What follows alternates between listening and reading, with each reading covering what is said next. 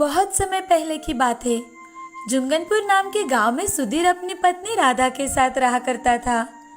उन दोनों की शादी को 2 साल हो गए थे। तभी राधा को पता चला कि वो प्रेग्नेंट है। कुछ ही दिनों में राधा ने एक सुंदर सी बच्ची को जन्म दिया। मगर राधा और सुधीर बच्ची होने पर खुश नहीं थे। वो थोड़े से उदास हो गए। देखो, हमारी किस्मत कितनी खराब है।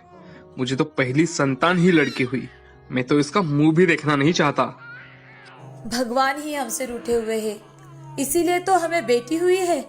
मेरी सहेलियां नीता और मीता को तो देखो, पहले उन्हें लड़के हुए हैं। दोनों कितनी भाग्यशाली है। अब तो मुझे लगता है इंतजार ही करना पड़ेगा। आशा करते हैं अगली बार लड़की ना हो। अगर किस्मत में हुआ तो लड़का ही होगा। आप शुभ शुभ सोचिए। मैं तो हमेशा शुभ ही सोचता हूँ। अगली बार अगर लड़की हुई तो हम कहीं के नहीं रहेंगे। जाने दीजिए, चलो मैं आपको खाना परोसती हूँ। ऐसा कहकर राधा सुधीर को खाना परोसती है। सुधीर भी खाना खाकर अपना काम करने चला जाता है। अब 1 साल बाद राधा फिर से गर्भवती रहती है और उसे इस बार लड़का ही चाहिए था। लेकिन उसे इस बार भी लड़की ही होती है। लड़की को देख राधा फूट फूट कर रोने लगती है। राधा और सुधीर को इतना बुरा लगा कि वो मातम मनाने लगे, जैसे उनके घर में कोई मर गया हो। उन्होंने उस दिन कुछ भी खाया पिया नहीं। हे भगवान, तुम हमें किस बात की सजा दे रहे हो? अरे 2 लड़कियां छाती पर मूंग दलने आई है। अरे ये दोनों तो पराया धन है। अपने घर से धन संपदा बटोर कर चली जाएगी। इससे हमारा वंश तो नहीं चलेगा। सुधीर और राधा दोनों भी अपने बेटियों के प्रति अच्छा व्यवहार नहीं करते थे। उन्हें कोई वजह हो या ना हो, उन पर अपनी भड़ास निकाला करते थे। बेमतलब ही राधा लड़कियों की पिटाई कर दिया करती थी और नासमझ उम्र में ही उन्हें घर के सारे काम करने पड़ते थे। कुछ साल बाद उनके घर में लड़के का जन्म हुआ और राधा और सुधीर बहुत खुश हुए। राधा और सुधीर इतने खुश थे कि उनके खुशी का तो जैसे ठिकाना ही नहीं था। उन्होंने अपने लड़के का नाम प्रिंस रखा। उसकी देखभाल भी दोनों प्रिंस की तरह ही कर रहे थे। उसके खान पान में कोई कमी नहीं थी। उसने जो चीज मांगी वो उसे समय पर मिल जाया करती थी। दोनों बहनें रीता और सीता भी उसका बहुत अच्छे से ख्याल रखा करती थी। वे दोनों अपने भाई की बहुत सेवा करती थी। उनके माता पिता हमेशा उन दोनों बहनों में भेदभाव करते थे। एक दिन रीता अपनी माँ से, माँ, प्रिंस देखो ना कितने मजे से आम खा रहा है, मुझे भी एक आम खाने को दो ना। अरे 2 ही आम है घर में, आज ये एक खाएगा तो कल एक खाएगा। वैसे भी तुम दोनों आम खाकर क्या करोगी? प्रिंस का आम खत्म हो जाए तो जो बाकी है वो तुम खा लेना। ऐसा कहकर माँ वहाँ से चली जाती है। एक दिन प्रिंस सुबह दूध पी रहा था। तभी सीता वहाँ आकर, मम्मी मुझे भी थोड़ा दूध दे दो ना, मुझे भी दूध बिस्किट खाने का मन करता है। इतनी महंगाई में 50 रुपए लीटर का दूध हम तुम्हें कहाँ से दें? हमारे पास इतने पैसे नहीं हैं। मम्मी मुझे भी दूध पीना है, मुझे भी अच्छा खाने का मन करता है। वो लड़का है, उसने अच्छा खाना पीना ही चाहिए। वो आगे जाकर हमारी सेवा करेगा। तुम दोनों तो अपने ससुराल चली जाओगी। ये हमारे घर कमा के लाएगा। तुम दोनों तो यहाँ बस बटोर कर जाओगी। ऐसी बातें रीता और सीता को बहुत बुरी लगती थी। वो हमेशा अपने माता पिता से, माँ हम दोनों ऐसा नहीं करेंगे, हम भी बड़े होकर कमाएंगे, पिताजी और आपको संभालेंगे। रीता की बातें सुन राधा और सुधीर हंसने लगते हैं। प्रिंस के लिए कपड़े हमेशा अच्छे आते थे और दोनों लड़कियों के लिए कपड़े हमेशा सस्ते, जिनसे केवल शरीर ढका जा सकता था, मगर दिखने में वे बिल्कुल भी खूबसूरत नहीं होते थे। प्रिंस के कपड़े कितने अच्छे होते हैं, काश हमें भी अच्छे कपड़े पहनने को मिलते। हाँ रीता, बाकी के लड़कियों के कपड़े कितने अच्छे होते हैं और वो कितना सस्ती है, वो दिखने में भी बेहद सुंदर होती है। हाँ सीता, हमारे नसीब में नहीं है ये कपड़े। उनके पिताजी उन्हें साफ कह देते हैं कि हमारी इतनी औकात नहीं है कि तुम्हारे लिए नए कपड़े खरीद कर ला सके। और वो तो लड़का है लड़का, उसे तो हमें अच्छे कपड़े पहनाने ही है। वो अच्छे स्कूल में जाता है तो उसकी इंसल्ट भी नहीं होनी चाहिए। तुम दोनों का क्या, तुम दोनों तो सरकारी स्कूल में जाती हो, इसलिए ज्यादा वक्त तुम दोनों घर पर ही रहती हो।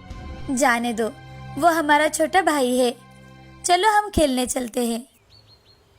दोनों बहनें जब भी सरकारी स्कूल में जाती थी तो उनकी माँ सुधीर से, इन दोनों बच्चों का हमें कोई खर्चा नहीं आएगा। हाँ, इनका एडमिशन सरकारी स्कूल में होने के कारण उन्हें स्कॉलरशिप और कपड़े भी मिल जाएंगे। हमें अब इनका कोई टेंशन नहीं है। इतना सारा खर्च बचेगा तो हम प्रिंस को इंग्लिश मीडियम में डाल पाएंगे। हाँ, तुम सही कह रही हो राधा। अच्छी पढ़ाई होगी तो वो जीवन में कुछ बन सकेगा। ऐसा कहकर राधा प्रिंस को प्यार से पुचकारती है। दोनों के लाड प्यार की वजह से प्रिंस बिगड़ने लगा था।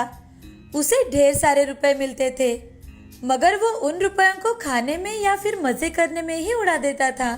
थोड़े ही दिनों के बाद प्रिंस की जरूरतें बढ़ती चली गई और वो घर से बहुत सारे पैसे लेकर जाने लगा। सुधीर और राधा भी बेझिझक उसे पैसे दे दिया करते थे। एक दिन प्रिंस अपने पिताजी से, पिताजी, मुझे 20,000 रुपए चाहिए। 20,000? वो क्यों चाहिए बेटा? पिताजी, मेरे स्कूल में सभी लड़के पिकनिक के लिए जा रहे हैं और वहां जाकर ढेर सारी शॉपिंग भी करनी है, इसलिए मुझे पैसे चाहिए। मैं इतने पैसे कहाँ से लाऊं? मेरे पास तो इतने पैसे नहीं है। सुधीर की बातें सुन प्रिंस सुधीर से, ऐसे तो आपको देने ही पड़ेंगे पिताजी। ये बातें सुन सुधीर मन में दुखी हो गया और अपने दोस्त से पैसे उधार में लेकर वही पैसे प्रिंस को लाकर दिए। उसके व्यवहार से सुधीर बहुत चिंतित रहने लगा। वो अपनी पत्नी राधा से, राधा, देखो प्रिंस हमारा कितना पैसा खर्च कर रहा है और उसका रिजल्ट भी अच्छा नहीं, जबकि रीता और सीता स्कॉलरशिप में पढ़ाई कर रहे हैं और उनका रिजल्ट भी अच्छा है, साथ ही साथ घर का काम भी करती है। तो क्या हुआ? वो लड़कियां है, उन्हें तो काम करना ही पड़ेगा। अब लड़के घर का काम थोड़ी ही करेंगे। एक दिन प्रिंस ने सुधीर से 50,000 रुपए की मांग की, जो मांग सुधीर ने पूरी नहीं की। सुधीर को प्रिंस की आदतों पर शक होने लगा था, इसीलिए सुधीर ने प्रिंस को पैसे नहीं दिए और इसी बात से नाराज होकर प्रिंस अपनी पढ़ाई पूरी करने के लिए हॉस्टल में रहने चला गया। उसने सुधीर और राधा से बात करना तक बंद कर दिया था। कुछ दिनों बाद प्रिंस की पढ़ाई पूरी हुई और वो इंजीनियर बन गया। प्रिंस इंजीनियरिंग कर रहा था, तभी उसे सिया नाम की लड़की से प्यार हो गया। वो अपने माँ बाप की इकलौती संतान थी। देखो प्रिंस, मैं पहले से ही बता देती हूँ कि डैडी को घर जमाई चाहिए। तुम्हारे माँ बाप को इस शादी में भी शामिल नहीं होने दिया जाएगा। उन्हें बताओगे तो हमारी शादी ही नहीं होगी। और खबरदार, जो हमारे यहाँ उन्हें लाकर रखा तो मैं फालतू की झंझट नहीं पालना चाहती, समझे? प्रिंस ने सिया से शादी कर ली और अपने ससुराल में घर जमाई बन के रहने लगा। अब सुधीर और राधा बिना बेटे के ही रह गए। तभी रीता उनके पास आती है। पिताजी, मेरा सिलेक्शन हो गया है बैंक में मैनेजर की पोस्ट के लिए। अरे वाह बेटी, ये बैंक का फॉर्म तुमने कब भरा था? पिताजी, आपको तो टाइम ही नहीं मिलता कि आप मेरी कोई एक्टिविटी देखे। सीता का क्या हुआ? उसने भी तो कौन सा फॉर्म भरा था ना? हाँ, उसने कोई फॉर्म तो भरा था। थोड़े ही दिनों बाद उसका रिजल्ट भी आ जाएगा। कुछ ही दिनों में सीता का भी फूड इंस्पेक्टर की पोस्ट पर सिलेक्शन हो जाता है। तभी सुधीर राधा से, राधा, हम दोनों ने बहुत बड़ी गलती कर दी। हमने हमेशा अपनी दोनों बेटियों के साथ भेदभाव किया और अपने बेटे पर अंधाधुंध खर्च किया, लेकिन देखो वो कितना स्वार्थी निकला। आज उसे अपने माँ बाप बोझ लगने लगे हैं और हमारी बेटियां इतनी समझदार होते हुए भी हमने उन्हें नजरअंदाज किया। सुधीर और राधा की आंखों में से पछतावे के आंसू निकल रहे थे। ये देखकर रीता और सीता उनके पास आकर, सीता, पिताजी और माँ मेरे साथ रहेंगे। नहीं, बिल्कुल नहीं रीता, वो दोनों मेरे साथ ही रहेंगे। उनकी बातें सुनकर सुधीर और राधा हंसने लगते हैं और तभी सुधीर रीता और सीता से, बच्चियों, हम दोनों ने तुम्हारे साथ जो भेदभाव किया उसके लिए हमें माफ कर दो। हाँ मेरी बच्चियों, हम दोनों को माफ कर दो। चलो अब हम सब साथ में ही रहेंगे और हाँ, एक ही जगह रहेंगे। ऐसा कहकर रीता और सीता अपने माँ पिताजी के गले लग जाती है। हमेशा बेटा और बेटी में समानता रखनी चाहिए और उन दोनों में कभी भी भेदभाव नहीं करना चाहिए। इस कहानी से हमें ये सीख मिलती है कि हमें जिंदगी में कभी भी लड़का और लड़की में भेदभाव नहीं करना चाहिए। बेटा बेटी एक समान होती है। उन्हें समान अधिकार तथा शिक्षण देना चाहिए।